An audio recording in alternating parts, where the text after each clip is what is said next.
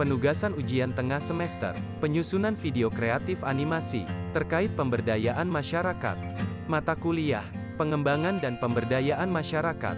Tim dosen pengampu, Nani Sintiawati, SPD, MPD, Deditiani Tri Indrianti, SPD, MSc.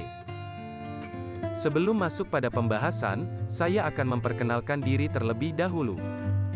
Nama saya Muhammad Arif Aditya, NIM 2102102011060, Pendidikan Luar Sekolah, Universitas Jember.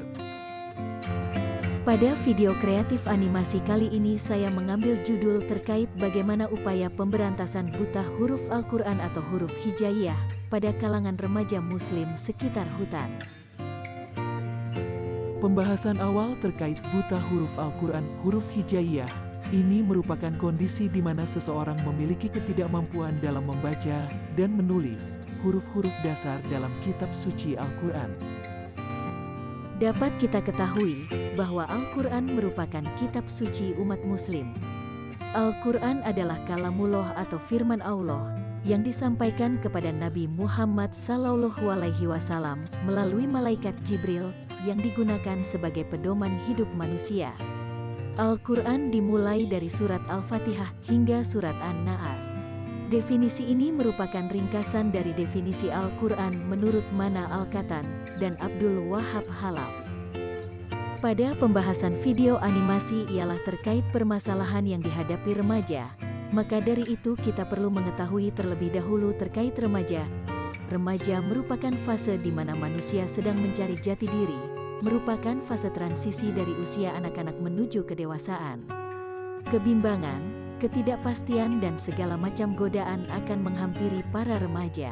Pada fase ini, remaja akan dihadapkan pada problematika hidup dan dituntut untuk segera beradaptasi untuk menghadapi realita kehidupan.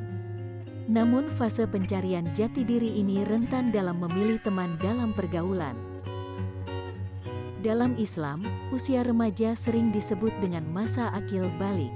Dalam masa ini, seseorang telah diwajibkan untuk menunaikan ibadah wajib dan menghindari larangan-larangannya. Pada proses perkembangannya, terkait fisik, kecerdasan kognitif dan psikososial pada remaja jelas mengalami perkembangan dibandingkan masa anak-anak. Dalam menunaikan ibadah wajib, remaja dinilai sudah waktunya untuk melaksanakan ibadah layaknya berpuasa dan sholat. Bahkan remaja dianggap sudah mandiri untuk membayarkan zakat meskipun secara finansial masih disokong oleh orang tuanya. Terdapat beberapa faktor umum yang dapat menyebabkan permasalahan buta huruf hijaiyah di kalangan remaja muslim sekitar hutan.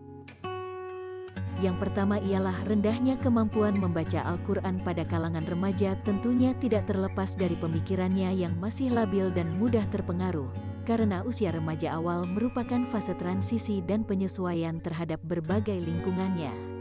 Kedua, yaitu anggapan bahwa kemampuan membaca Al-Quran dirasa kurang begitu penting.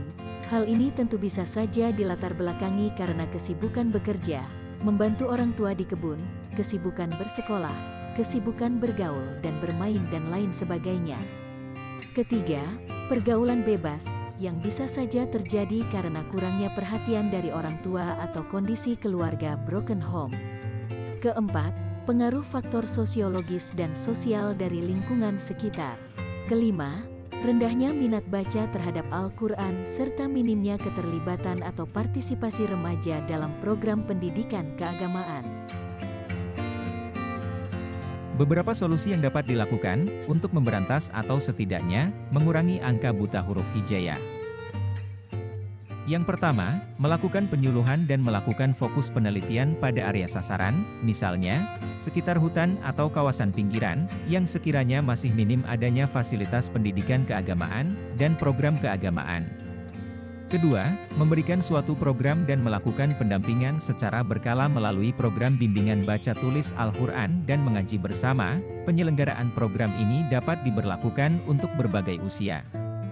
Ketiga, dalam memberikan pendampingan dan pembelajaran, hendaknya menggunakan metode, strategi pengajaran huruf hijaiyah yang tepat sasaran dan disesuaikan dengan kebutuhan sasaran. Misalnya bagi pemula dapat menggunakan metode Iqra. Solusi keempat, bagi pemerintah daerah, dapat melakukan berbagai upaya, salah satunya dengan membuat peraturan tentang bebas buta aksara Al-Quran.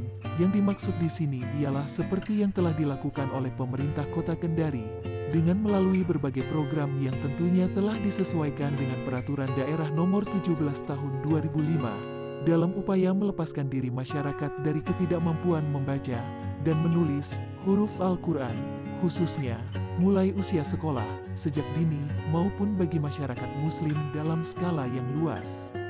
Kelima, pemerintah dapat melakukan upaya dengan memberikan pemerataan akses pendidikan, peninjauan wilayah, peningkatan kualitas sarana dan prasarana, khususnya dalam bidang atau program keagamaan.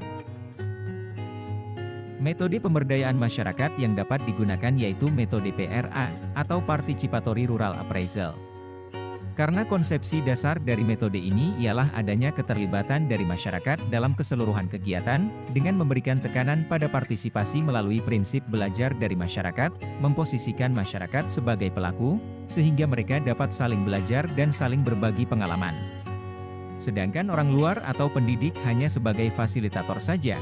Kemudian adanya keterlibatan semua kelompok masyarakat, bebas dan informal, menghargai perbedaan dan triangulasi.